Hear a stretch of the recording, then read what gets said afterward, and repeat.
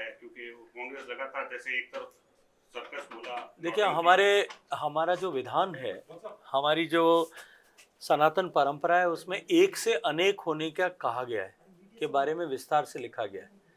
इन जो 7 सीटों पर उपचुनाव हो रहा है, इसमें हमारी भारतीय जनता पार्टी की 1 सीट है और मैं जिम्मेदारी से कह रहा हूं कि हम एक से अनेक होने वाले हैं। जिस तरह से महाराष्ट्र और सीटों के चुनाव हो रहे हैं, उसको लेकर क्या? देखिए, जब हरियाणा का चुनाव हो रहा था तो मेरे मीडिया के सारे मित्र भी, कांग्रेस पार्टी और इन विपक्षी गठबंधन के लोगों ने मिलकर के जिस तरह का नैरेटिव बनाया था, उसकी धारा में प्रभावित हो गए थे। जिस दिन तक एग्जिट पोल आया था, जिस दिन तक जो है रुझान आए थे, तब तक सभी लोग मिलकर के भारतीय जनता पार्टी हारने वाली ऐसी चर्चाएं कर रहे थे।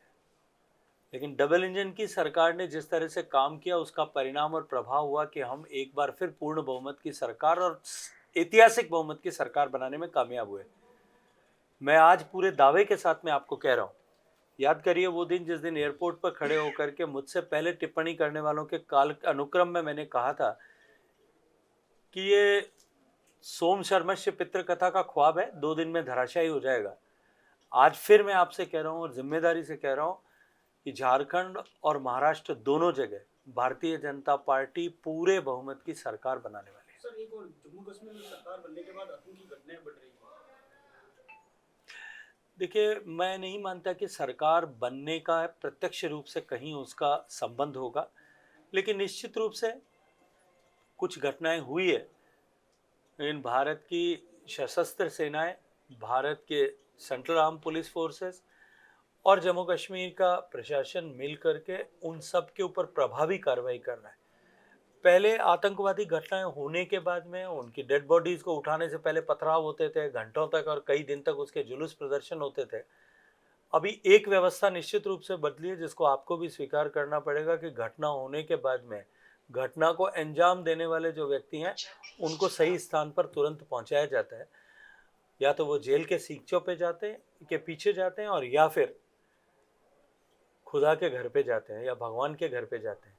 तो ऐसी घटनाएं करने वालों को जो है हम भुगतना जो है वो अपने अंजाम को भुगते हैं, इसको हम निश्चित रूप से सुनिश्चित करेंगे। कांगो से शव आने वाला था, उन परिवार ने आपसे संपर्क कर क्या? मैं लगातार उनके संपर्क में हूँ। परिवारजनों ने पहले इस तरह का संदेह व्यक्त किया था कि शायद उसकी हत्या कारित की गई है या कहीं अनहोनी उसके साथ हुई है। डीआरसी की एडमिनिस्ट्रेशन को हमने इस विषय में आग्रह किया था।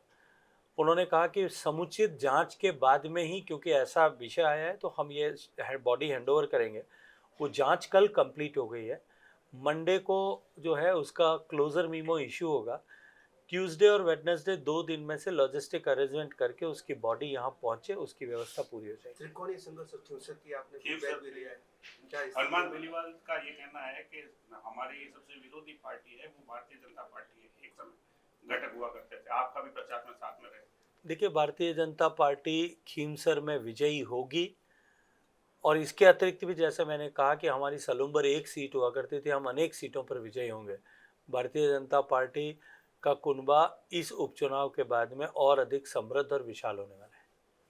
हम सब जानते हैं कि भारतीय जनता पार्टी दुनिया के सबसे ज़्यादा सदस्यों वाली सबसे बड़ी पार्टी है और इसी के साथ साथ में भारतीय जनता पार्टी में प्राथमिक सदस्य बनने के बाद में उनमें से चयन कर सक्रिय सदस्य और सक्रिय सदस्यों को बाद में कार्यकर्ता के रूप में, कार्यकर्ताओं को नेता के रूप में इवॉल्व करने का विधान है।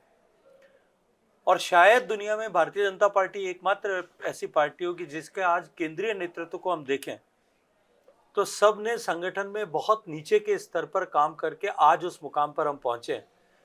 आदरणीय जेपी नड्डा जी, आदरणीय अमित शाह जी, और उसके अतिरिक्त भी देश की और राज्यों की राजनीति में काम करने वाले भारतीय जनता पार्टी के सभी वरिष्ठ नेता इसी प्रक्रिया से, इसी इवोल्यूशन की प्रक्रिया से, उद्विकास के इस क्रम से निकल करके आज इस मुकाम तक पहुंचे हैं।